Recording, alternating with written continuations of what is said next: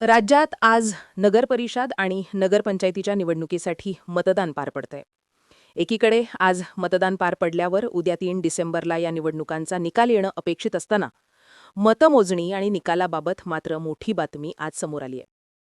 सगळ्याच नगरपरिषद आणि नगरपंचायतींच्या निवडणुकांचा निकाल आता 3 डिसेंबरऐवजी 21 डिसेंबरला लागणार आहे. आणि निवडणुकीच्या मतदानादिवशी कोर्टानं हा निकाल दिल्यानं सत्ताधारी आणि विरोधकांना सुद्धा मोठा धक्का मानला जातोय. हायकोर्टाच्या नागपूर खंडपीठानं हा निर्णय दिल्यानंतर अगदी मुख्यमंत्री देवेंद्र फडणवीस ते विरोधी पक्षातले नेते ते उमेदवारांनी मतदारांपर्यंत अनेकांनी नाराजी व्यक्त केली आहे. पण सगळा कार्यक्रम ठरलेला असताना मतदानादिवशी निकालाची तारीख अचानक का बदलली? 2 तारखेला मतदान आणि 21 डिसेंबरला निकाल असल्यामुळे नेमकं काय बदलणार आहे? प्रशासनावरती लोड नेमका किती वाढणार आहे? आणि सगळ्यात महत्त्वाचं म्हणजे आधी निवडणुका आणि नंतर निकाल पुढे गेल्यानं या सगळ्यात चूक नक्की कुणाची? समजून घेऊयात आजच्या व्हिडिओतनं. गेल्या जवळपास 7 वर्षांपासून राज्यभरात स्थानिक स्वराज्य संस्थांच्या निवडणुका या प्रलंबित होत्या. ओबीसी ओसी आरक्षणाचा गुंता सुटत नसल्यानं तारीख पे तारीख पडत होती. अखेर स्थानिक स्वराज्य संस्थांच्या निवडणुका घेण्याचा राज्य सरकारचा मार्ग मोकळा झाला.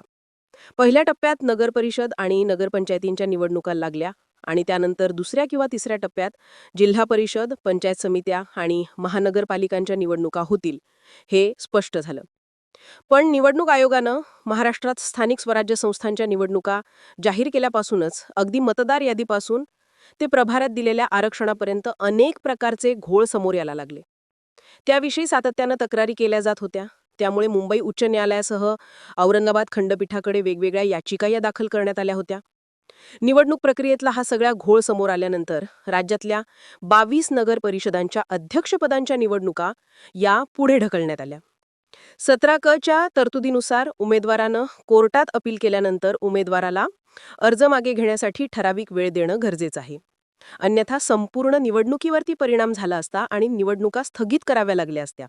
त्यामुळे ठराविक निवडणुका ह्या पुढे ढकलण्याची माहिती निवडणूक आयोगानं त्यावेळी दिली होती. आता अचानकपणे काही ठिकाणच्या निवडणुका पुढे गेल्यानं गेल्या 2 आठवड्यांपासून जिथे प्रचाराचा धुळा उडत होता तिथे कार्यकर्ते आणि उमेदवारांच्या उत्साहावरती पाणी फिरलं गेल्याचं पाहायला मिळालं. पण जिथे जिथे निवडणुका पुढे ढकलण्यात आल्या तिथला कार्यक्रम सुद्धा जाहीर करण्यात आला. त्यानुसार जिथे निवडणुका पुढे ढकलण्यात आल्या तिथे 20 डिसेंबरला मतदान होईल आणि 21 डिसेंबरला मतमोजणी आणि निकाल लागेल असा निर्णय घोषित करण्यात आला होता.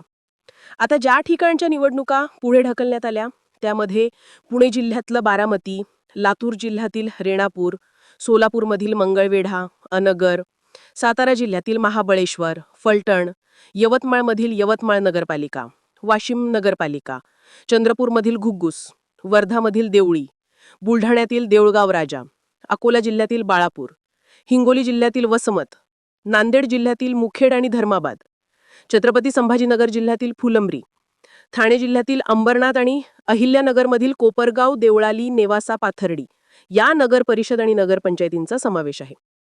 यासोबतच दुसरीकडे मराठवाड्यातील 8 जिल्ह्यामधील 17 पालिकांचा कार्यक्षेत्रातल्या 38 प्रभागांची निवडणूक लांबणीवर पडली. निवडणूक निर्णय अधिकाऱ्यांकडे संबंधित उमेदवारांनी अर्ज छाननीत आक्षेप घेतले होते. अधिकाऱ्यांचा निर्णय संबंधितांना मान्य नव्हता. त्यामुळे उमेदवारांनी कोर्टात धाव घेतलेली. न्यायालयानं या हरकतींचा निकाल 23 नोव्हेंबरनंतर दिला.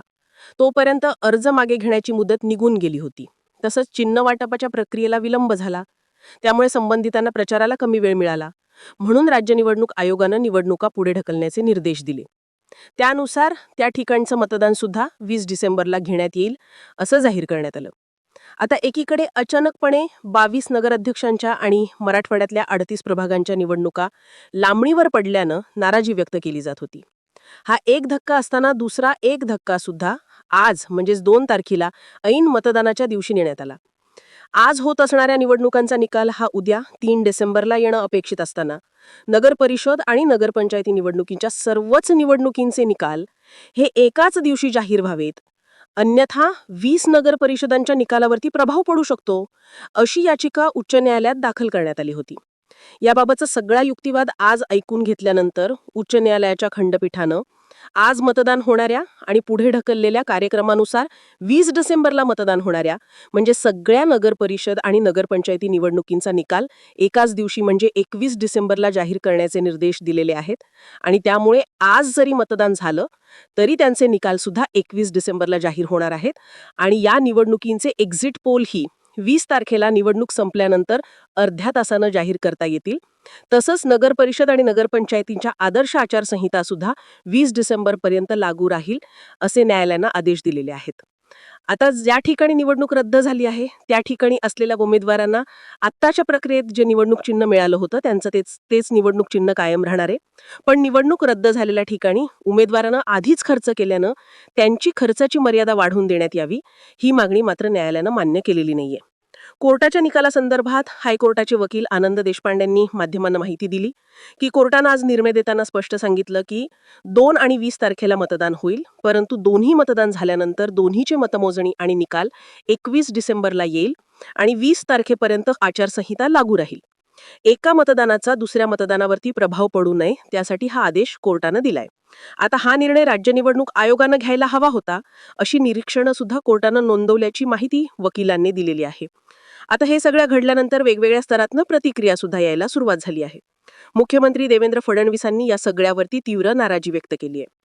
घोषित केलेल्या निवडणुका पुढे ढकलल्या जात आहेत, त्यांचा निकाल पुढे जातोय, हे पहिल्यांदाच होतंय. हे यंत्रणांचं अपयश आहे. निवडणूक आयोगानं प्रक्रियेत सुधारणा करावी. मी पहिल्यांदाच अशी निवडणूक पाहतोय. मतमोजणी पुढे ढकलणं हे मला तरी पटत नाहीये, हे अतिशय चूक आहे. आणि माझी वैयक्तिक नाराजी मी व्यक्त केली होती ती कायद्यावरती आधारित होती. माझी नाराजी निवडणूक आयोगावर नाहीये तर प्रक्रियेवर आहे, अशी प्रतिक्रिया मुख्यमंत्री देवेंद्र फडणवीसांनी दिली आहे. तर ही सगळी मनमानी सुरू आहे अशी प्रतिक्रिया मनसे अध्यक्ष राज ठाकरे यांनी दिली आहे. निवडणुका पुढे गेल्यानंतर सामनातनं सुद्धा सत्ताधारी पक्षावरती हाकपा करण्यात आली आहे. दुसरीकडे आता विरोधकांना पराभवाचं नवं कारण सापडलंय. त्यांनी हवा तर पेट्यांच्या गोदामाला त्यांचं कुलूप लावावं अशी प्रतिक्रिया भाजपचे मंत्री गिरीश महाजन यांनी दिली आहे. नगर परिषद आणि नगरपंचायतींच्या निवडणुकांचा निकाल तब्बल 19 दिवस पुढे गेल्यानं आता प्रशासनावरती त्याचं प्रेशर येणार आहे असं म्हटलं जात आहे. त्यामुळे यातला शेवटचा प्रश्न आहे तो म्हणजे निकालाची तारीख पुढे गेल्यानं ह्याचे काय काय परिणाम होणार आहेत. तर निकाल जवळपास 19 दिवस पुढे गेल्यानं प्रशासनाला ईव्हीएम सुरक्षित ठेवण्यासाठीचे स्ट्रॉंग रूम्स आणि मतमोजणी केंद्र 21 डिसेंबरपर्यंत राखीव ठेवावी लागणार आहेत. ही निवडणूक जवळपास 280 ठिकाणी होतीये. त्यामुळे प्रत्येकाची मतमोजणी ही स्वतंत्र ठिकाणी आहे, वेगवेगळ्या शहरात आहे. त्यामुळे जवळपास 280 पेक्षा जास्त मतमोजणी केंद्र आणि स्ट्रॉंग रूम्स या राखीव ठेवाव्या लागतील.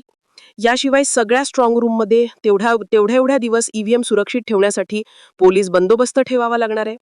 स्ट्रॉंग रूममध्ये ईव्हीएम असताना निवडणूक निर्णय अधिकारी तसेच निवडणूक प्रक्रियेतल्या कर्मचाऱ्यांना दररोज स्ट्रॉंग रूममध्ये जाऊन पाहणी करावी लागणार आहे आणि स्वाक्षरी सुद्धा बंधनकारक असणार आहे. आता ही प्रक्रिया 21 डिसेंबरपर्यंत रोज पार पाडावी लागेल. खरं तर साधारणपणे विधानसभेला 288 ठिकाणी मतमोजणी असते. जवळपास आता तेवढीच मतमोजणीची ठिकाणं नगर परिषद आणि नगरपंचायतीच्या निवडणुकीत आहेत. पण लक्षात घेण्यासारखी गोष्ट म्हणजे विधानसभेची मतमोजणी ही वोटिंग नंतर लगेचच 1 किंवा 2 दिवसात होते. पण आता नगर परिषद आणि नगरपंचायतीची मतमोजणी आणि निकाल 19 दिवस पुढे गेल्यानं विधानसभा निवडणूक सुमारे 3 आठवड्यात सांभाळावी लागेल अशा पद्धतीचं प्रशासन आणि पोलीस यंत्रणा ही कामाला लागणार आहेत. थोडक्यात काय तर एकीकडे काही ठिकाणच्या निवडणुका आधीच पुढे गेल्यानं निवडणूक यंत्रणा, निवडणूक आयोग आणि सत्ताधारी महायुती सरकारवरती टीकेची जोड उठवली जात होती.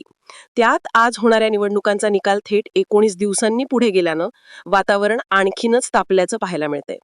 एकीकडे सत्ताधारी महायुती सरकारचे नेते याचं खापर निवडणूक आयोगावर फोडताना दिसतायत, तर विरोधी पक्षाचे नेते यासाठी महायुतीला आणि भाजपला टार्गेट करताना दिसतायत.